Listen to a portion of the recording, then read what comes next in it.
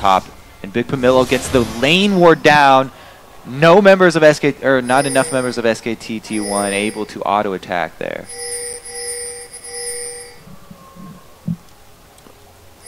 Let's see what they have to do on this. OMG getting themselves quite deep, but they are safe with power and numbers. They're quite spread, OMG, or rather SKT right now. This three-man hit squad has gotten behind Impact, and he's by himself over here with the top lane Jarvan, by the way. OMG have a pretty good amount of vision. They really would like to pull this pincer off and just come behind Jarvan, but they aren't sure what's in this secondary bush here. So Impact has to be very careful with how he exits this very tiny bush that is some patience. I would have gone. I'd be dead. Would have fed first blood, but that's why they're on the pro stage. He's toying with the recall. That's definitely the better option here. Looks like due to the pings that are coming out from SKT T1, it's going to be a blue buff trade start here, even with the very unorthodox level 1 that went on. So being an Aatrox jungler yourself, does that really affect Aatrox if he loses his blue? He kind of come into lane and just jump, dive, gank if he doesn't have it. He does not care if he loses his blue. Aatrox actually, he's one of the few junglers that will solo a buff by him, you know, quite happily. He'll be quite happy to solo a buff if he starts with his W. Loveland is a big fan, though, of starting with that Q for the level 1 fights and actually using it while he's still on the fountain to charge up his blood well and then slowly regain some health. Classic here. This is going. He always likes to take one small camp before going over to his 2 versus 1 lane so that, you know, he doesn't lose out on too much. Impact, meanwhile, all he got was a little harass there, so he's going to be down a small camp as far as the sort of top laners, quote-unquote, are going to go in this. See, they don't seem to be pushing the bottom lane too hard, so it looks like they actually want to keep Zach out and keep him trying to farm hard. So saving this doesn't push it into the turret. He's going to be forced to come back out. Smart play by Piglet and Poohmandu here in the bottom lane. We'll see where the junglers can go from this. This means a red buff for Loveland. He may try to dive straight out or even give that blue early to cool in the mid lane. I mean, he's got a revive passive. Impact is level 1. I think he's going to go up here for the top lane. There's no wards up in the top lane. So SKT make the call to bring their jungler over. They've done this before, though. Usually it's been late, and they've actually failed these 2 versus 1 or 2 versus 3 defenses. Loveland was fine against Bengi. Oh, the blue ward. The blue ward is still there. They didn't take it into consideration. Loveland grabs the upper hand, playing a bit of a cat and mouse game here. Now a 3v2 in the top lane. They do get a little extra damage on this turret, but it is going to dissuade the dive here. This time around, rotation from Bengi just in time. Loveland doesn't make the dive.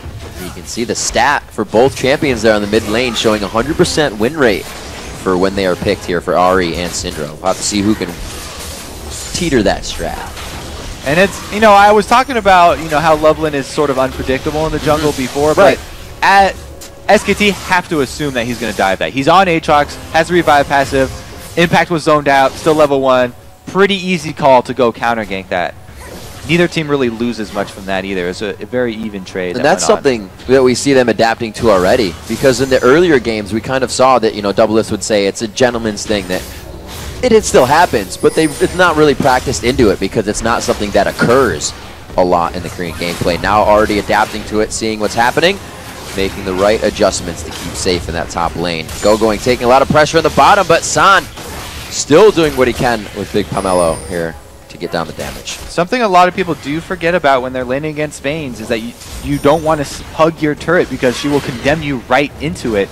Get that extra damage and the stun for harass under turret. Looks like it's actually going to be a hold lane up here. 2v1s. We haven't seen too much of this. The jungler's just soaking up more of the experience. Loveland opting for the laning jungle experience here. Not returning to that jungle after his dual buffs. Completely different than the strategies we saw last game. Odd one, and both junglers actually going for a high amount of farm. There's the attack on the Piglet. Arcane Shift is out, but the Elastic Slingshot forces the flash. That's going to be down up until 10 minutes. That is definitely on the mind of OMG, but so is a kill. The exhaust goes down. They are destroying the summoner spells in SKT's lane right now, and they're happy of it. Both flashes and the exhaust now. down for the dual lane of SKT. That was a huge win for OMG. Pulling that out with a duo of revive passive bruisers. SKT have to respect that, and they just got way too close there.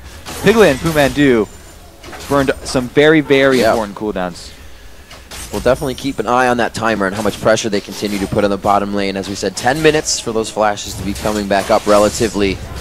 We have seen in the top lane, Bengi and Impact were kind of able to thwart that off a little bit stronger, but that also leaves San and Big Pomelo to re-aggress on the turret.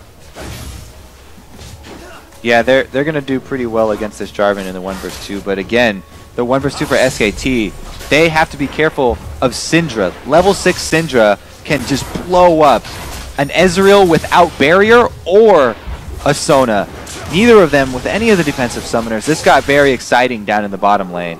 OMG have a huge upper hand. OMG is playing very smart on the minion waves right now. With what's going on, Gogoing is losing practically nothing from this lane. So he gets back, already sees the minions low, but he's going to soak up all that experience. He was roaming with Loveland just now, helping on Wolves and helping on the blue. Faker makes the first move to roam, though. Second guesses himself. Why, though?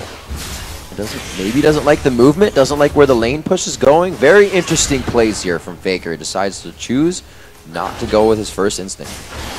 Now Loveland's actually going to be seen with his movements. The repeat invade on this blue to try and grab the second one. But since OMG have their AD and support up top, they've got the man advantage. Vayne needs to roam down right now, though. This may be that reason. They trade skill shots. They wanted the pressure on it. Oh my gosh, he gets the repel. He would have been squashed on that one. Bengi make it out. A beautiful charm there. The gap closes. Stop. Sand gets into the fight, and he gets the condemn against the wall. First blood going to Cool. Beautiful flash tumble condemn right there from San to finish that one. They get the first blood. SKT is going to answer with the bottom turret, though. This man advantage for OMG means they're going to get a blue steal again, and they're also going to be able to pressure the top turret to answer. Faker going to have to be careful here. Both Syndra and Ahri pretty much champions that can zero each other out. If Cool gets enough of those orbs on the ground, it's going to be real painful for Faker. So he moves out. Looks like he will back. We do see the turret fall in that bottom lane, which pretty much just thwarts that first blood kill. Everybody's getting money in the game now. Even with Bengi heading up here to the top lane, it's going to be OMG answering, getting that global gold. We have to check down here. Is going freezing this lane with Zach. It's fairly hard to freeze the lane. Yeah, he is just auto-attacking it. So he's going to try and just build up that extra advantage of minions and try and get right back into this game. They need him to be tanky so they can go with those double revive passive dives. Oh, close from Big Pomelo. Almost it's a love tap on the side of that grasping root to throw it off. See two Doran's Ring coming into the mid lane, one with a Chalice coming out on the Cool. The Fiendish Kodaks going on to Faker. Both of them with those rings, considering each other's damage, knowing there's going to be a bit of back and forth love taps in that lane. So they go for consumables, stick with the rings for mana regen. And right now, we gotta remember that Cool's been getting the blue buffs. Faker's going in on this without the blue. Cool now to answer. What? No! There must have been something wrong in the engagement. That would only be stopped due to a peripheral, due to something not working. And we have to, as we saw, Faker wants that blue. The reason he has gone in on this engagement, he was bloodthirsty. This is such a close duel right now.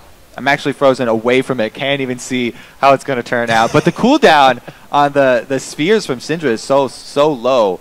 That might be right back up. Faker right now has got the advantage in this one. One more tap, and he's going to finish off Cool. The only question is, will Cool be able to answer? I don't think it's going to happen. Looks like Faker just got the outplay. It wasn't Faker or Cool, so that's not in the engagement in the mid lane. That is not being affected here. Looks like they are going to get backed up. Let's check out the computer. We're going to get that restarted real quick. It is a peripheral. So see what they can do getting back into this one. They are, it's like Inception for them. They're like looking at last hits, about to smack each other in the face, like an orbital deception right here, trying to calculate the HP. It's going to be intense when we get back to mid lane. Definitely getting the camera guys to just be like, whoop, so we can see it. All right, though. So if we look at the whole game up to now, the first 9 minutes, recap a little bit. We've got a good lead here for OMG. They're making a strong case for going undefeated in this group. Zach as well, with the extra small amount of time that he's been able to freeze that bottom lane, getting, he's actually surpassed Jarvan in the 1 versus 2 situation, and they really need him to get tanky. Like I said, they don't want Loveland, even though Loveland has a revive passive as well, they don't want Loveland to be the point for them to set off these tower dives, because Loveland's going to go with a first offensive item. He always gets that the longsword and then goes you know, either Tiamat or something to put out more damage. Exactly, some more damage. It's usually been the Cutlass so far. Yeah, I like the area of effect from Tiamat into Hydra just because you clear so fast, but Loveland definitely favoring that Cutlass to be able to slow people again and chase them down. So he'll probably go with that. So they need Zach to be the tanky one to start things off. So remember now, a lot of aggression towards the blue buffs, a lot in the bottom lane as well for Zach. They've been continuously giving him wolves, help with wolves, especially that Loveland's grabbing for him. So they're trying to build up that. Oh, here we go! There it is! Back into the Cool gets the outplay! True shot barrage. No one saw that coming. Oh, I was so wrong. The cooldown was up on Dark Spear, takes Faker down, but Piglet's got Faker's back. He's able to answer with the snipe. Let's watch that again. Yeah, let's watch that again. Faker, he was able to dodge. So look at the sidestep from Tool, expecting that. Faker, then he just bursts him down. Ooh. There's the Dark Spear and the Ignite Tip plus auto attack. Faker actually could have lived that. His flash was still in range of the second turret tether. Unfortunate, but great play by both, zeroing out the Ezreal barrage to come in for the end. I would expect nothing less from a duel between the MVPs coming from Korea and China. That was beautiful to watch. As well, you have to shout out Piglet with the snipe from downtown, backing up Faker just to make sure. So, because Piglet got that snipe, it was an assisted kill for SKT. Yep. And even though Cool, you know, technically won the duel, SKT came out ahead in gold from that. So the Athenes now finished up. Faker actually came back with nothing else. I believe he just put those boots in. So he has a core item behind. He is kind of half recipeed into the item that he does want, though. And we can see Piglet now throwing down the True Shot Barrage in the bottom lane. They are just trying to push every lane now. A little bit of an advantage there in the mid. They want it everywhere now. Yeah, very similar actually from both teams. They have the AD carries shoving up the side lanes to get that extra CS. And both AD carries around the same level right now. So it's going to be on the first completed item. Trinity Force here for Ezreal and Blade of the Ruined King for San. Both of them actually turn them into fairly strong dueling ADs, and they can actually continue to push those side lanes. So we keep an eye on this mid lane. Look at that CS. 2-1 and 0. 98 CS to 76. Cool doing some work in that mid lane. And we have to consider they've no! once again! They didn't give him time to blink. Right back on him. SKT is now on a mission, and they are starting to execute. No fair, Faker. You brought 3 people this time. He is no phony. So oh my lord! That was more damage than he expected. Hit with everything and anything. The turret goes down. This is just after a kill. Loveland's out of the fight with a passive down. They continue on to Big Pomelo. Big Pomelo now going to go down. If it's one thing, that means it's going to be 2, 3, or even 4 things for SKT. They will not stop. Really bad timing from the flanking there from Big Pomelo coming in with his ultimate. The turret just went down. All of SKT are there, and there's no Zac to be found. That was a very, very poor engage from OMG. And Cool gets charmed again! The max range charm, the lockup, the knockdown, the takedown. Bengi gets the kill there. San going in! Way too close. The exhaust is there, but it's not going to be enough. They are going to fall one after the other in the I think I can mentality. But I think I can. They really can't. SKT can! They're going 3 turrets in a row and another kill! I stopped at 4 and 5. They're going for 6, 7, 8. Inhibitor turret at 12 minutes. OMG could lose their first game here. Zac still not joining the fight. He does not want part of this. Everyone who's walked over there has died. That is going to slow down. We can't say it's going to end yet. Losing their first game here, I mean, it's going to come next 10, 15 minutes. But for this to happen versus the undefeated OMG in the group stage is astounding from SKT. It seemed like they made a mistake in the beginning, but they have since then rearranged their strategy. That's actually very interesting because coming into this, a lot of people were underestimating the Chinese teams because they had seen this type of one after the other funnel funnel into team fights where they're at a disadvantage and they just keep on going, marching to their own deaths. Oh! Almost. Very, very close. See what they can do with this now. An absolutely amazing push down mid lane. OMG, not on tilt, but has to be wowed right now themselves. I think really any team can say that's happened to them too often at 12 minutes to have your first inhibitor down. And in the Korean style of play, I believe that's, I'm not sure on this, but that's the 70 to 80% win rate plus for when that first inhibitor is down for that team. And that means the Trinity Force completed for Ezreal, whereas Vayne is still sitting on the Cutlass. So without the upgrade, they've actually got a pretty big advantage here. And SKT, you know, once they get the advantage, they're going to look for more turrets. Simply controlling the map now with the Oracles on Bengi. It's going to be a lot easier for them to get that into tight spots. They don't have to worry about Pumandu getting anywhere too dangerous. Turret damage in the bottom lane is allowing SKT to group out of laning phase in under 15 minutes. Now the second tier turret, the bottom lane could be going down. They put all 5 members here with super minions in the base. Zac still yet to make an appearance here, and he's going to clear out the minions in the mid. So OMG have to abandon this turret or forfeit their lives again. Another turret goes down, quick and consecutive. Very methodical here by SKT as they go one after the other. 30 seconds left on that Dragon. I don't even think it's going to be in their eyes. They look like they're making another inhibitor before they even turn around for Dragon. Just kidding. Just, yep. Thanks, guys. All right, so they also got a Death Fire Grasp here on Faker. Let's see if he actually goes for the 1 versus 1 cool again, and see if he's able to pull it off without teammates. Quick Dragon going down.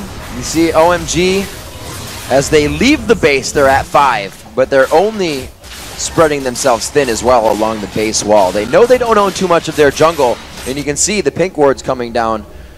Very reminiscent of the Korean play all over the jungle now. Well, SKT would love to spread out now. With this advantage and the mobile characters that they have, they would definitely like to keep this map, or keep the fight spread out at least over 2 lanes. Right. So they'll probably be using the pressure that they have mid with those super minions going down to take control of the lizard side jungle and then slowly accrue that extra global gold from the 3 outer turrets that are still standing up at top. So OMG coming into this game, quite a tower dive composition, as they did. We saw focus the top lane there in the beginning. We'll see if they can continue. SKT didn't really let them get to the towers. OMG has been stopped in their own jungle. Again to the top lane, more global gold coming in for SKT, spreading it out to a 5,000 gold lead. Good news there for OMG. Loveland has cleared out a little bit of the vision in their own jungle. They know SKT are looking for the picks right now, and the way to get those is all about the ward vision. As Jat says, these are the dangerous turrets to fight behind. So easily can you be pincered from that backwards position. People can just come around from the outside of your base. Right now, SKT is showing full 5 in the front, but Faker is going to try to go around that backside. Going is going to be a human turret here, sensing out where the movement is coming in from SKT. Oh my word, Big Pomelo chugging back a potion right there as he tries to save his own life. He will not be able to engage in this next fight. And this minion wave is going to be in the turret. 17 minutes in, and SKT have already taken every, well, after that turret, every outer turret. Yep. Plus an inhibitor. Talk about fast. Everyone was talking about how fast the Chinese play and how fast the Korean game playing is. This is pretty much setting records right now. When we see OMG really taking that damage into consideration now, the last kills were in favor of not last kills, but the last amount of kills were in favor of OMG. That was 2 to 1. It quickly became 7 to 2, and OMG was like, wow, we can't fight. We are going to have to give up these turrets. The threshold and the impact that the items were grabbed at for SKT has completely swayed this game and is now going to equal that inhibitor once again in mid. OMG have to be very careful about those skill shot CCs right now that SKT are throwing out, because SKT are pretty much saving Crescendo for the counter engage. Oh, a good stun there. Impact goes in instantly, not letting anybody help going as he goes into the fight. Loveland goes down. He's going to be coming back up from the passive. Piglet trying to help out Impact as he goes down. San's going to be coming up big here, but he turns. He doesn't decide to shoot Piglet. They're trying to help each other out here, but the focus of what they're doing is actually hurting them. The inhibitor does go down in the aftermath, so even though they're able to trade, SKT both came out with the inhibitor as well as both revive passives taken out. San actually playing that one very smart. Maybe not choosing to go up against Piglet just because of the factor and the number of teammates there. SKT will back out on this one with the inhibitor. Their name on that. The minion wave pressured in the top lane, ready for another inhibitor, as well as the bottom one. Sub 20 minutes in this game. 9-4, 6,000 gold lead on the dot. Really, it was all about that mid action there. Very, very questionable play there from OMG. Faker's more than once taken a situation into his own hands. We saw it the first time these guys went face to face. It was the Gragas onto the Ori, coming out strong on his own kill. Faker again tries to go in hard, 1v1. Still coming out with some plays. We still know that Syndra can put out an astronomical amount of damage with that ultimate, so we're not pulling out any picks that OMG can grab, but that's really what they need. Full fights are not in their favor right now. Yeah, without the double revive passives, they really just, they need to defend inside their base. The only thing is, Baron is not inside their base, so it's hard to defend it from there. Used to could, but not anymore. They are just waiting. SKT are just trying to bait this one. Okay, so the thing is, when you bait Baron like this with a team that SKT has, they have everyone with the ability to jump over the wall except for Sona. So as long as Sona can get her auras at least extending over this wall, SKT can jump right over this wall and grab OMG. Oh, there's a good they go in! The Baron's low! Cool grabs! No, Cool grabs Faker. They are able to grab the Baron. Bengi picks that one up with the smite. Almost getting that down there. They are going to disengage for a bit. This is OMG going back in on Impact. He says, all right, let's party. Gets himself out. He's wasting a good amount of time here. Goes in with the Cataclysm, then out with the flag combo. Not opting to use it to go over the wall there. OMG answered with 2 kills. It's still definitely a big win here for SKT because the Baron wasn't stolen. That was definitely a turning point. It could have gone hugely in OMG's favor if they were able to grab that Baron away. This is what I love about these teams. You just saw Big Pomelo and San trying to creep into the jungle, only on 2 wards for protection, but they wanted that pick. They want to try to sway the game in their favor a little bit, but they didn't tunnel on it. They backed out. They can fight another day here, but it's going to be tough. Without those picks we're talking about, without those passives being up, it's a waiting game, and it's becoming a painful waiting game for OMG because they can't put their mark on this game. Yeah, that 20-minute Baron is always extremely risky. You can see SKT, because they waited so long, thinking that OMG would check over the wall, and they just waited for the pick. They didn't start the Baron immediately. It took them too long to finish it, and OMG came in just at the perfect time. SKT picking up all the objectives on the list right now. They have all the names, numbers. The camps are theirs as well. OMG still somehow holding on to that gold lead, keeping it within a 5 to 6K deficit, which is beyond me with 7 turrets down. But that is exactly how you get back into a game. The chances look quite slim right now with the base being tattered up, but the longer the game goes, the less that gold gap means, unless the gold gap grows with the game.